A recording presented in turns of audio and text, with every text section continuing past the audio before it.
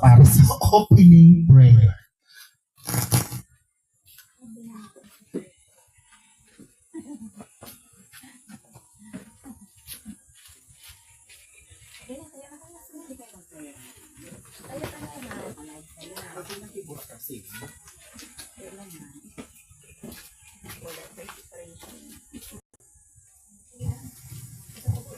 Ma-pray kita sa Panginoon. Marami pong salamat, Panginoon, sa araw na ito, Panginoon, na sa iyong pag-iingat sa amin.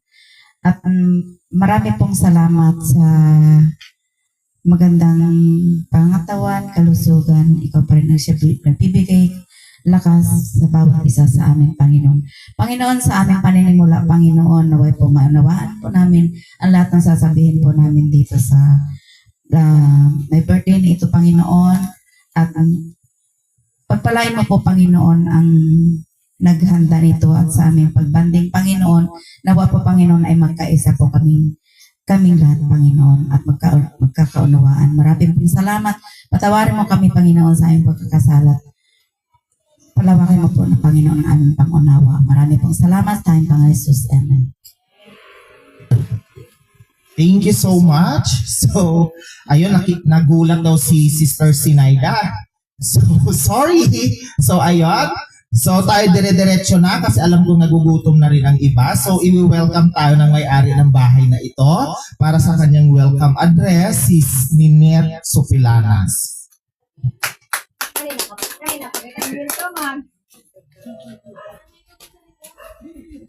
Dito talaga stage na.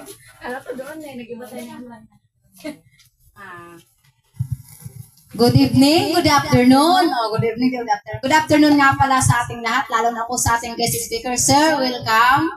Salamat po at nakarating kayo ng safe. Ganon din po sa pag-uwi ninyo. At ganon din po sa ating project manager. Welcome to sir. Miss you.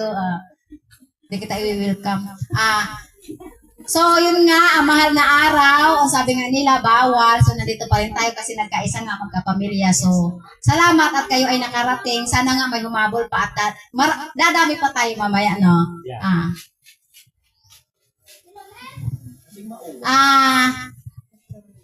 Ilan nga kaming may birthday? 4, no? Si Pastor, ngayong April. Si Miss 4 kami, si Miss Seb, ako, tsaka si Ate Lobby, tsaka si Pastor. Happy birthday nga pala sa aming lahat. Thank you. Buti, ibate ko sarili ko. So, thank you so much, Sister Ninette. So, ayun. So, itong house banding is naganap ito dahil para sa celebration ng April, May at June. So, yung nakaraang house banding natin is celebrate natin yung January, February at March na nag-birthday kay Mami Sinaida. Ngayon is ginaganap ang April, May at June at sa ano natin ay may 16 na may nagbe-birthday simula April hanggang June. Sa April is si Seb Mes. Okay? Happy birthday sis! Si Kulot Pahilagutan. Ka-birthday ni si Seb. Si Ate Lobby, si Pastor Jerry, si Sis Michelle, tapos si Sis Ninette, April. Sa May, si Archie Ganyo, si Kern Pahilagutan, si Maka Dopyo. Secret lang yun. Si Sir Brian Garcia, tapos si Nanay Toning, si Jorilyn. Tapos sa June ay si June Paminyal at si Rizalde Loreto. So ayun, so tayo magsi-celebrate ang ating birthday mamaya. So mag-party-party. Si Kuya Jun daw magsisimba daw ito eh. So ayan, so thank you so much and happy birthday sa ating lahat. So tayo dire-diretso na no. Dire-diretso na tayo. So, ayun. So, bago tayo pumunta sa ating guest speaker, ay syempre, may message daw sa atin yung ating founder ng Pamilya Torel. Nandito siya kasi nakasuporta siya sa atin. So, tinatawagan ko na si Celia Sarsona.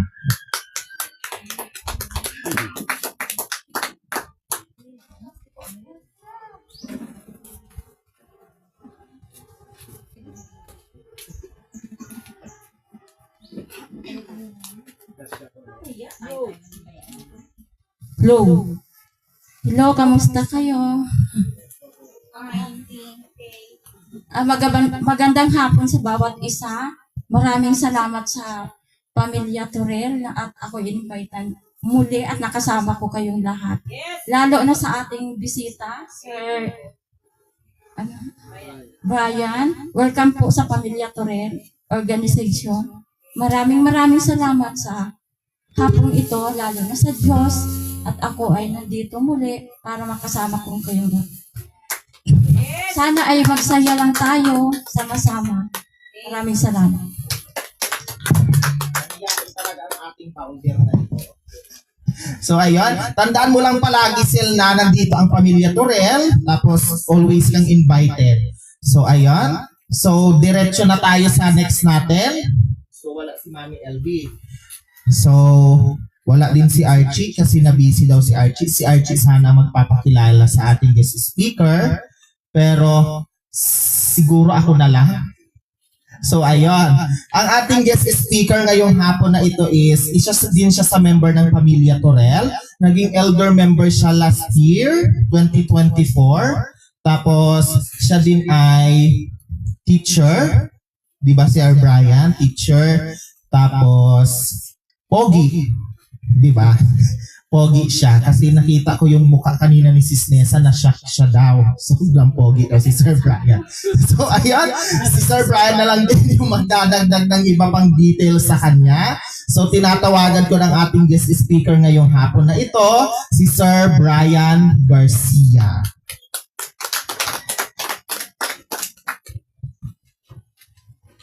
Hello po. So, good afternoon po sa bawat isa. Ayan po. So, ako nga po pala si Brian Siraspi Garcia. Sa mga hindi po nakakilala sa akin, ako po ay taga-Ginhayaan, Looc Romblon. So, sabi nga po ni Sir Kern na ako din po ay isang member po ng Pamilya Torel. So, unang-una po, humihingi po talaga ako ng pasensya sa inyo dahil po ay ngayon lang po talaga ako naka-attend kasi po sa distance po ng Looc at saka Udjongan, at saka po medyo busy din po, hindi po ako nakakarating sa mga events ng Pamilya Torel.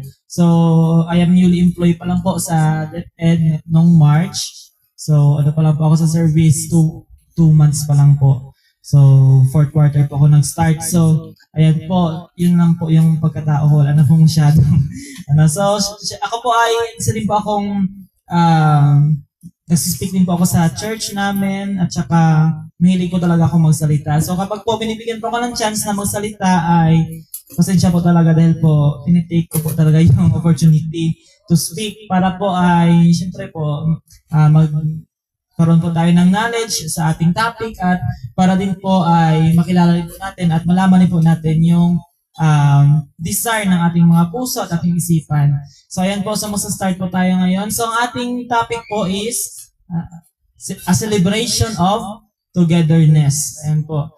So narito tayo upang ipagdiwang isa sa pinakamalagang aspeto ng ating buhay, ang pagkakaisa at sama-samang pagtutulungan. Sa kabila ng iba't ibang pagsubok at hamon na ating hinaharap, narito tayo ngayon, magsama-sama upang ipakita ang ating kapangyarihan bilang isang komunidad. Ang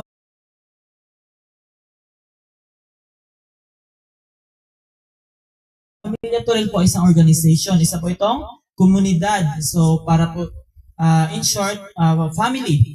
Ayan, so meron pa akong mga puntos na inihanda po para po sa atin. Ano po? So unang puntos po ay ang pagtanggap sa isa't isa. So una sa lahat, nais kong bigyang diin ang kalagahan at pagtanggap sa isa't isa. Ang pagkakaiba ng opinyon, kultura at karanasan ay hindi hadlang kundi isang pagkakataon upang lalong mapalalim ang ating samahan. So ngayon po, ngayong araw po, syempre po, meron po tayong iba't ibang tradisyon dahil po ngayon po ay mahal na araw. So, meron po tayong pagkakaiba, di ba, sa religion, halimbawa. So, may mga religion na magkakaiba ng beliefs. Ngayong araw, may mga religion na may paniniwala at may ibang religion din na iba yung paniniwala. So, bilang isang organization ng Pamilya Torel, dapat nandyan po yung ating pagtanggap sa isa't isa. Tanggapin po natin ang ating pagkakaiba sa kultura, tradisyon at relihiyon. So, narito tayo para po sama-sama at magkaroon po ng pagkakaunawaan sa isa't isa sa ating pagkakaiba at pagkikipagkapwa. Natututo tayo na respetuhin ang mga pagkakaibang ito sa ating pagtanggap ng isa sa isa't isa. Magiging mas makulay at mas masaya ang ating samahan. So, sino po nakakaalam ng story po ng Ugly Duckling? And di ba yung ugly duckling po, isa po siyang pangit na duck ng bibe. Ayan po. So, meron po siyang nanay. Pero dahil po sa kanyang pagkakaiba, lumayo po siya. Pero dahil po sa kanyang pamilya, sa kanyang nanay at sa kanyang mga kapatid, hinanap po siya at para po bumalik po sa kanyang pamilya. So, bilang isang organization, isang pamilya Torel, dapat po maging gaya po tayo ng nanay. No? Nanay ng Ugly Duckling na meron pong pagtanggap at pagkalinga po sa pagkakaiba dito po sa ating loob ng organisasyon. So yun po yung una. Ang pangalawa po ay ang pagsasama at pagtutulungan. Sa pagdiriwang ng ating pagkakaisa, isinisilang din ang halaga ng sama-samang pagtutulungan sa bawat proyekto, sa bawat layunin na nais nating maabot. Ang pagtutulungan ang susi ng ating tagumpay. So nakikita ko naman po sa post po ng Pamilya Torel. Ayan po, marami pong mga projects, marami pong mga events na ginagawa para po tulungan po ang ating kapwa. Sama-sama po na nagtutulungan. Nakikita ko yan sa mga videos sa Facebook. So isa po yan sa mahalagang gawain ng isang pamilya at ng isang organisasyon. Hindi natin kayang makamit ang mga bagay na ito ng mag-isa. Ang pagkakaroon ng mga tao sa ating buhay na handang sumuporta at makiambag at magbibigay ng inspirasyon. Kaya naman mahalaga tayo na maging bukas at aktibong kalahok sa ating komunidad. So ang pagsama-sama po at ang pagtutulungan ay nakakatulong po ito sa paglago ng ating komunidad, paglago po ng ating pamilya. Kasi po lalo po tayong nakikilala at lalo po tayong nagiging inspired sa paggawa sa ating komunidad. Pangatlo po, ang pagtulong sa kapwa. Kadalasan ang pinakadakilang paraan ng papakita ng ating pagkakaisa ay sa pamamagitan ng pagtulong po sa ating kapwa. Sa mga panahon ng pangangailangan, narito tayo upang sumuporta sa isa't isa.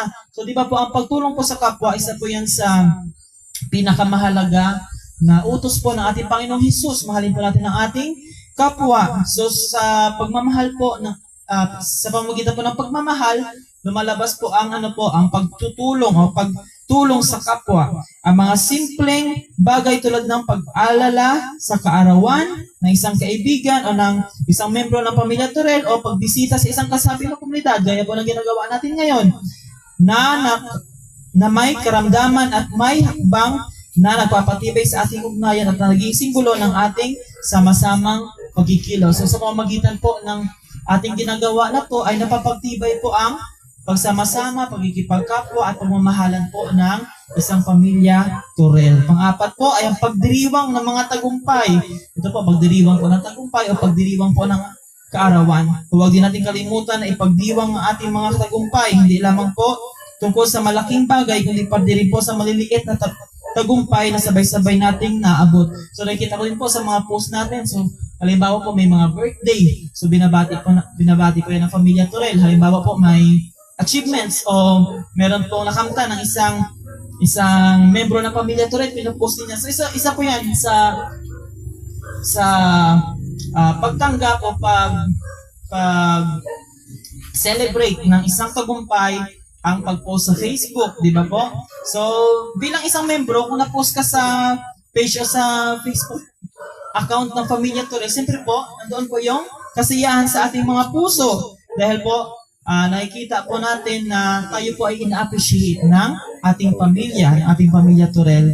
So next po, ang pagbuo ng mas matibay na ugnayan. Mahalaga rin po ang pagtutuon ng pansin ng pagbuo ng matibay na ugnayan.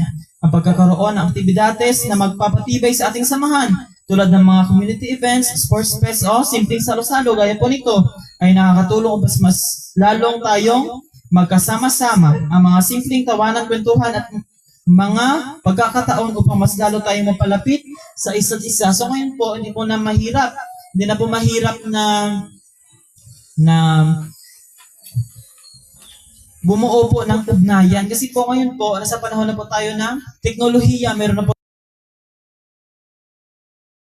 tayo nahihirapan sa pag-uusap sa ating mga pamilya, sa ating pamilya Torel, dahil po sa GC nandoon na po, kapag online lang po ay pwede na po nating makausap. At syempre po, gaya po dito sa salo-salo. So kapag meron po isang pagtitipon, pag salo-salo, ay nagkakaroon din po tayo ng konting kasiyahan. Gaya po nito, video okay, meron po tayong mga handa, nag-i-enjoy din po tayo. So isa po yan sa mga paraan para po mapagtibay ang ating ugnayan. Ang sunod po ay ang paghaharap sa mga hamon ng sama-sama. So sa ating paglalakbay, hindi may iwasan ang mga hamon.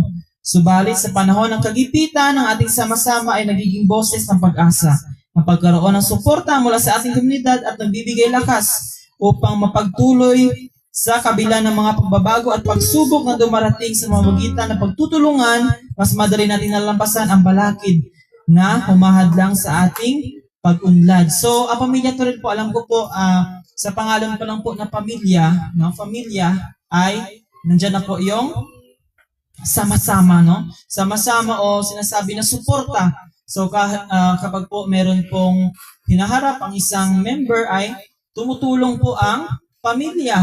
So, ganoon din po, kapag po meron pong pagsubok, meron pong hinaing o pagkukulang ay nandyan po tayo para sumuporta. So, ang last po ay ang pagsasara o ang kinabukasan ng sama-sama. So, sa aking pagtatapos, nais ko pong iparating isang mensahe.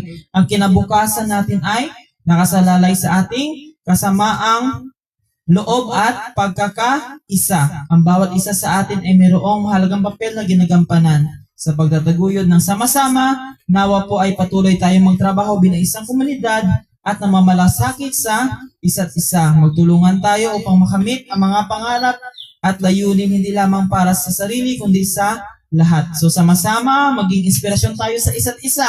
Ipagpatuloy natin ang ating paglalakbay at pagkakaisa at pagtutulungan. Sa huli, ang ating sama-sama ay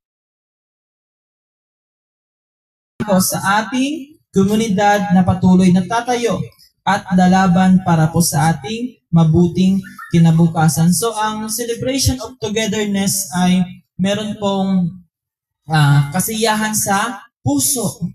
So, ulitin ko po yung mga puntos na aking sinabi: pagtanggap sa isa't isa, pagsama-sama at pagtutulungan, pagtulong sa kapwa, pagdiriwang ng mga tagumpay, pagbuo ng mas matibay na ugnayan, paghaharap sa mga hamon ng sama-sama at ang kinabukasan ng sama-sama. So, ang mga puntos po na ito ay isa lamang pong reminder po. Kasi po alam ko po na ang mga puntos na to ay ginagawa na po natin. Ano po? So, ito po ay reminder para po patuloy po nating palakasin ang ating Familia Torel. Ayan po. So, sa pamamagitan po ng mga puntos na ito ay patuloy po tayong lalago at patuloy po tayong matututo. So, yun lamang po at maraming salamat.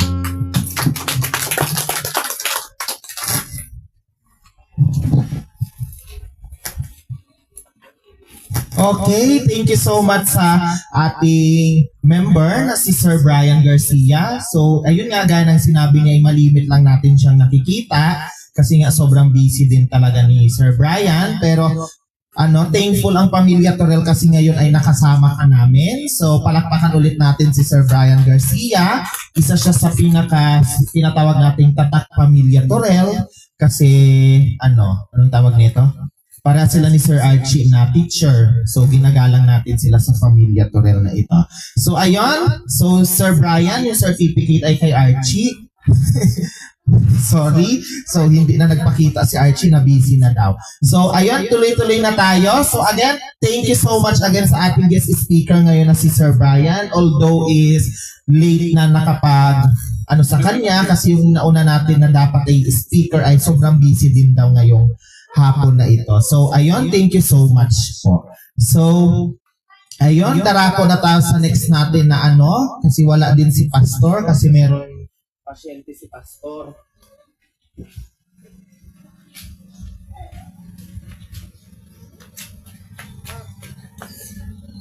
Ayun. So, ang next natin is, wala si Pastor, pero Natawag ko na rin kanina yung mga birthday celebrant. Ipapag-pray sana ni Pastor. Wala tao kasing Pastor. Sino magpipray kaya? Ikaw si Seb? Ikaw na lang pala, Dudes. Halika na, Dudes. Ipag-pray daw bawat mag-birthday ng April, May at June. Oo. Halika na, Dudes. Oo, hindi ka magbe-birthday eh. So, tinatawagan ko ulit ang April celebrant. Si Ninette Supilana, Seb Mes. Yun lang. Dalawa lang sila dito. Next, sa May is si Kern Pahilagutan, si Macadopio, at saka si Sir Brian Garcia. Tapos sa June, si June Paminyan. Oo, isahan na lang, no? Halika, dito tayo sa gitna. Mali ati mag. Tapos kung pag nagtulala ay nakaraan. Makaunirap ka tapos oh, tinrok.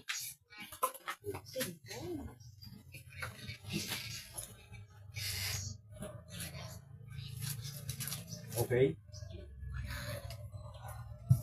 Okay, bago ang lahat, pasalamatan natin ang ating Panginoon. So, ipikit po natin ang ating mga mata at atin pong ipapanalangin ang mga mag-birthday ngayon. Okay, so, dakila at mapagpalang Ama, muli kami ay nagpapasalamat sapagkat kami po ay natitipon ngayon. At Panginoon, sa mga may birthday ngayon, Ama, patuloy mo pong idagdag ang marami pang mga taon sa kanilang buhay at patuloy mo po silang bigyan ng kalakasan upang sa gayon, Panginoon, ito'y kanilang magamit sa kanilang paghahanap buhay at higit sa lahat, Ama, ito'y magamit nila sa pagpuri sa iyo. So, Panginoon, ikaw po ang nakakaalam ng lahat sa amin at tangi lamang namin mahihiling sa iyo, Ama, ay patuloy mong ingatan ang bawat isa sa amin at nawa ang bawat paggilos at pangarap namin, ikaw po ang manguna.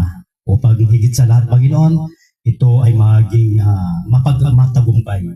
At Lord, sa lahat ng mga mag-birthday muli, ang papuri at pasasalamat, Panginoon, ay ito'y aming binabalik sa pangalan ng Ama, Anak, Espiritu Santo. Amen. Thank you, dudes! So, happy birthday ulit sa atin, April, May at June birthday celebrant. Merong mga hinandang pagkain ang April, May at June na celebrant. So, pagsaluhan natin later. So, hindi pa tayo tapos. Ang next natin is ang ating announcement. May pagbabago sa retreat na magaganap. Hindi na daw siya sa Santa Fe. Sa Sato na lang daw siya. Sato na lang. So, Sato Bison, anong ayan? Sato Beach Resort pala sa Batiano. Sa next Friday, April 25. So, Mami Naid sa Sato na ha. So, alam nyo na rin naman yung mga dadalhin nyo na pagkain. So, hindi ko na i-recall dito. So, ang next na announcement is yung July, August, September birthday celebrant. Ang next na house banding ay sa September pa daw magaganap. So, yun ang ating announcement. So, okay. Bago sunduin ni Dod sila, Mami LB, mag-picture muna tayo na buo. Halina kayo dito, mag-picture-picture na tayo. Ano tayo mabubuhay? Liliwa. Ay, okay. Okay. Hala, sige. Hintay na lang daw muna si Mami LB at si Sister Fe. So, ayun, nire-request ko si Seb para sa pag-pray ng ating pagkain. Kasi na-miss namin itong aming program manager na ito. Sundoon pa katong. Sundoon na ikar? Pepe pa no? Halika na sis, na-miss ko to eh. Sige, masig tayo. Huwag mo namin buhay. Yes, pikit po tayo. Lord, maraming salamat po, Panginoon, sa oras na ito, Panginoon. Nag-ipon-ipon po kami, mga pamilya Turel, God. Nandito po kami lahat. At lahat na nag-birthday, Panginoon, pasalamat po ako sa kanilang buhay. Dagdagan mo na yung buhay po nila, Panginoon. Lord, pag sa pagkain na aming kakainin, Panginoon, nagipagsaghanda nito, Panginoon. Patuloy mo, God, na pagpalain ang mga kamay na nagpagsipaghanda nito, Panginoon. At ito, God, ay hindi lang po bigay ng kalakasan sa pang-espiritual namin na buhay, kundi sa pangangatawan, Panginoon. Lord, kayong bahala, Panginoon, sa bawat isa sa amin at maging sa aming mga members po, Panginoon, patuloy na palakihin po kami at ang aming pagmamahal, Panginoon, sa aming pamilya, Lord God. At kayo po ang manguna sa bawat isa sa amin, Lord. Maraming salamat, Panginoon, at binabalik ko po sa inyo ang kapurihan at pasalamat, Panginoon, sa tayong pangalan ni Jesus. Amen. Ano kayo? Kainan na. So, Sir Brian, ikaw muna. Tara na, Sir Brian.